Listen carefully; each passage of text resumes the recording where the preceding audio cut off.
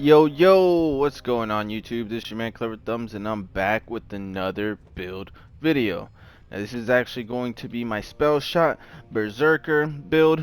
It's extremely tanky, and I have a lot of health as well. As you guys can see in the bottom left, I have almost 10,000 ward slash shield. This thing is going to give you armor like crazy, and you're going to be getting health like crazy. But before we get right into the build video, definitely smash that like button, subscribe, and turn on that notification bell. That way you guys are aware of when the new content is dropping. So as you guys have seen in the intro, the setup is extremely good. It's legit. I'm actually using this SMG that whenever you basically reload, it shoots a gun with wings, and these things are incredibly strong, as you guys have seen in the video. The build itself is strong alone, but the way that I have it set up with the Spellshot and the Brr-Zerker, it's extremely amazing. But let's get right into it. So let's go ahead and start off with the hero points. I'll go ahead and tell you that I did invest everything into max HP slash ward. Basically, you're going to get a lot of health and a lot of shield. And if you guys have paid attention to the featured run, and you guys do get that 40% on the first round, and you guys do pick the easy mode, you're going to get an extra 50% ward. You can actually run around with 56,000 ward. That is correct, 56,000 ward, and that is only in the featured run. So let's go ahead and view the hero stats real quick. Like I said, max HP slash ward, and I broke it down right here. I put some into critical hit chance and some to critical hit damage. My myth rank isn't too crazy. It's at 256 right now. Could be better. So as I unlock more stuff, this is only going to get better. Now this build is not min-max, so there are things that I am missing. As you guys can see, I have 0 Brr-Zerker power in the top right, and I have a lot of Spellshot power. So my class mod isn't there, but let's talk about it right now. But before we do, we're going to break down the skills, and I am running the Spellshot slash Brr-Zerker build. This is extremely well put together. It's very synergized. Let's break it down. I am running Ambihextrious. Yes, you guys are saying, oh, you're using the Buffmeister on the right. It's a glitch. It's broken. Well, guess what, buddy? I'm actually not using it on the right. I am using the Buffmeister. I'm using it on the left, so it's working as intended. So pay very close attention to the build. We're running 5 on Spell Sniper. It's going to give us a lot of spell crit chance. I'm going to tell you exactly why. Of course, you want Magic Bullet. It's going to give you 45% of the spell damage as gun damage. And Prestidigitation was just to get us down the tree. Put 5 in here. Actually, I got 2 from my class mod. So I put 3 in here to make it 5 out of 5. And the reload speed is 40%. I got just warming up. It's going to give me a lot of rate of fire. 4% per stack, basically, of every spell weaving. I am running mage armor. This is what actually makes the build extremely tanky. If you guys aren't familiar with this, you guys do know that everybody runs glass cannon with the spell weaving.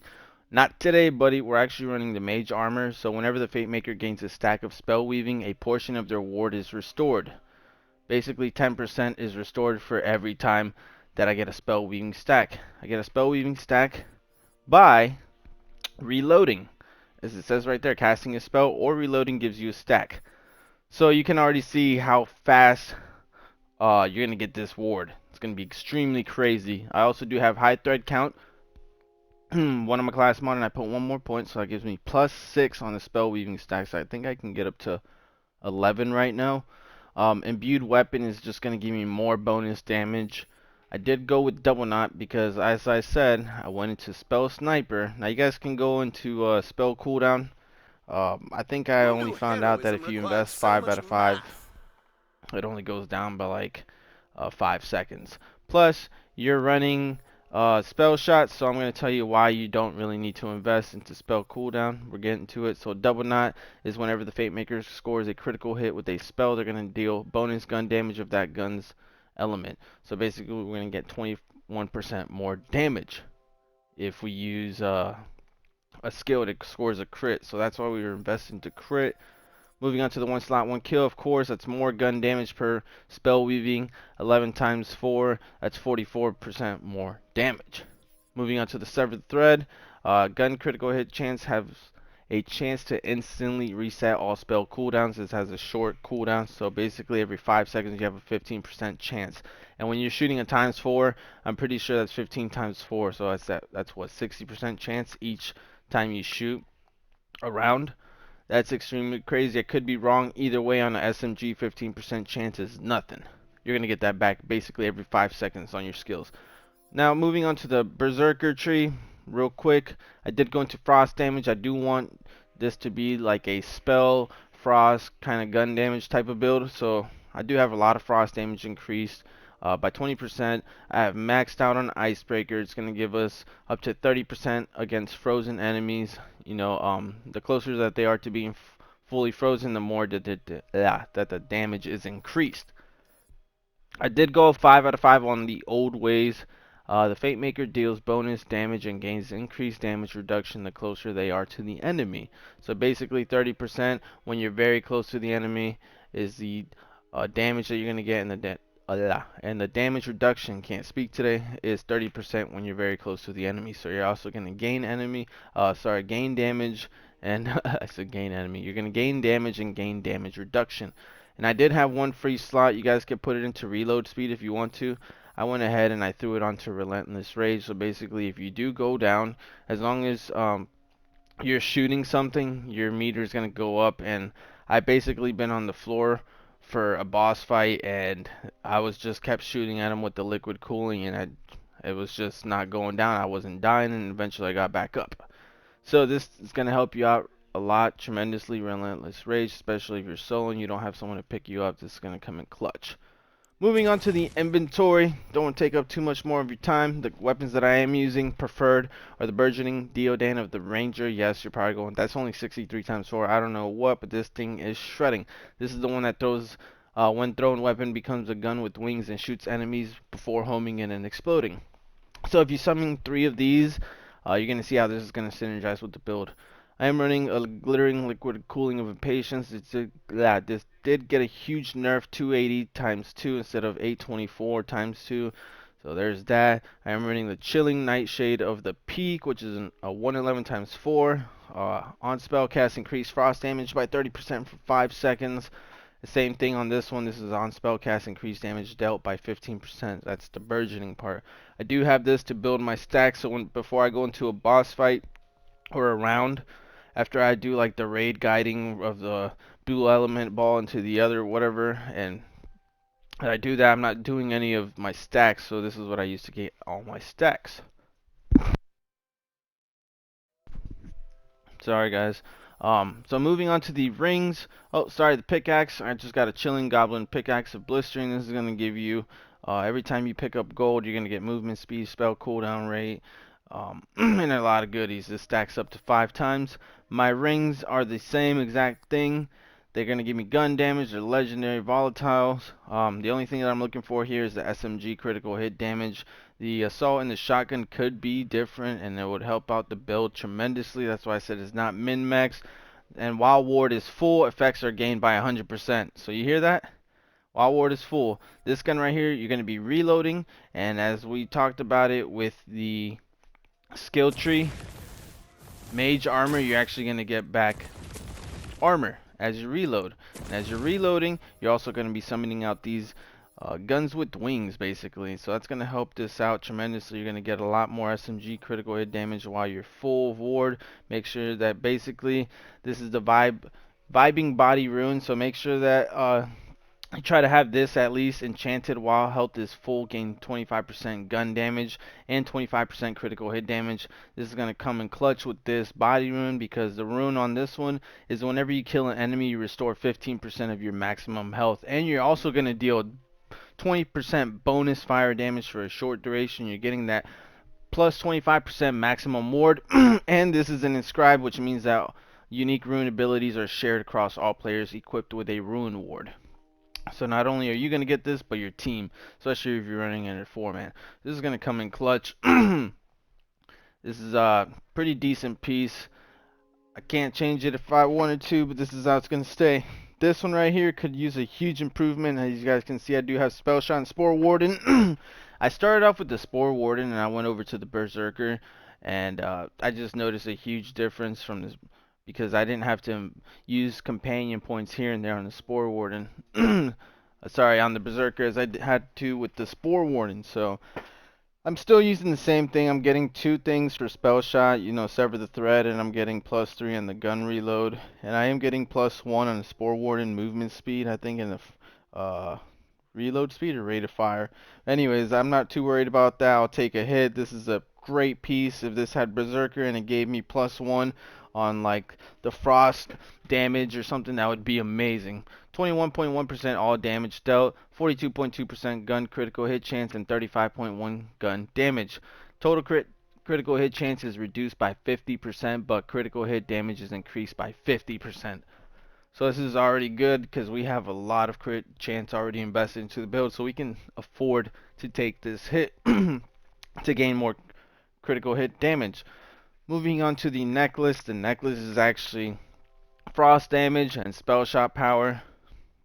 I do have 26.2% all damage dealt, and I do have some companion talents on here that, like I said, was paired up with the Spore Warden. So until I get this to where I want it to on the bottom half, and I change this up a little bit, and these rings, this build is only going to get stronger than what you've seen in the intro.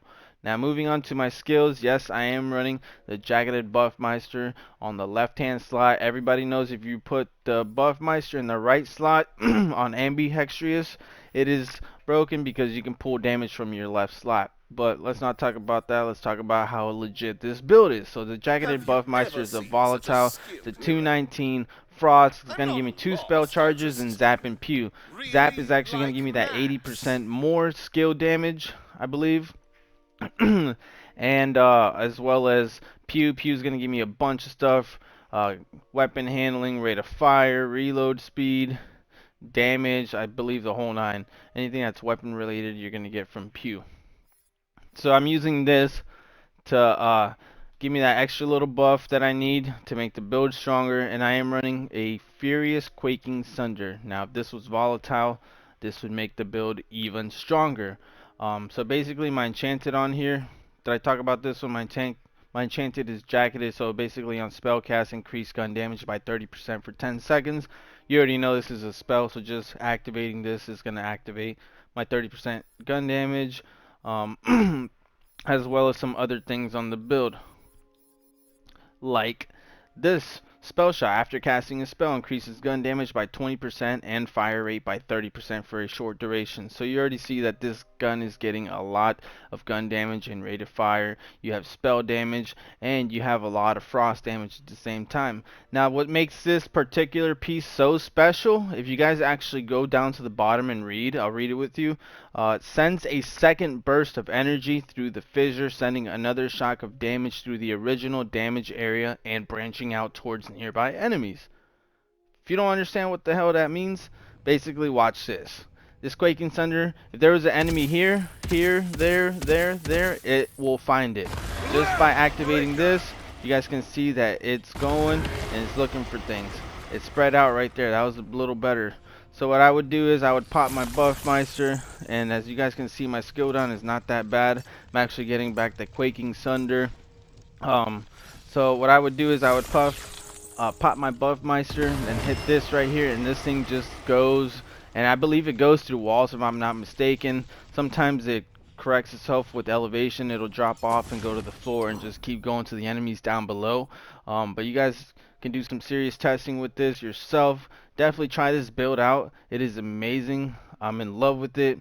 I did forget to say that on my hero points, I did go with Village Idiot, in case you guys are wondering. So yours might look a little bit different because I don't have that much of a myth rank. It's only 256.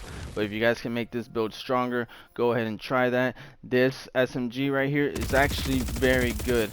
Now, when I say very good, you guys can see in the video that as soon as I hit my reload, all these bats come out. I'm building up my spell weaving stacks on the bottom underneath my level 40.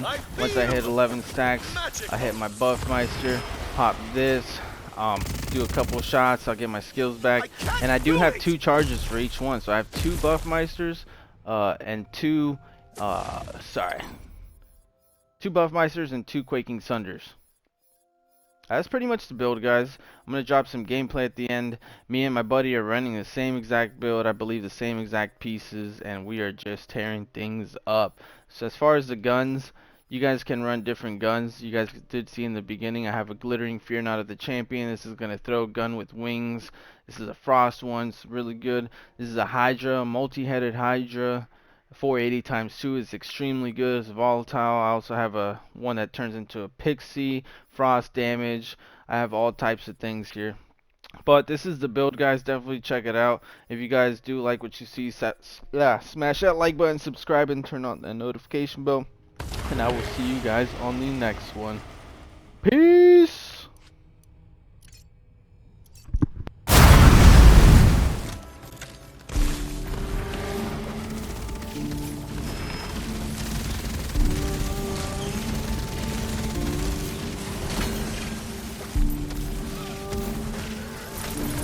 Step into your grave.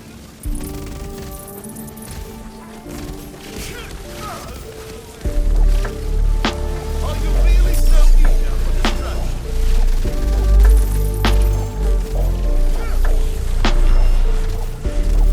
Lay low by the light.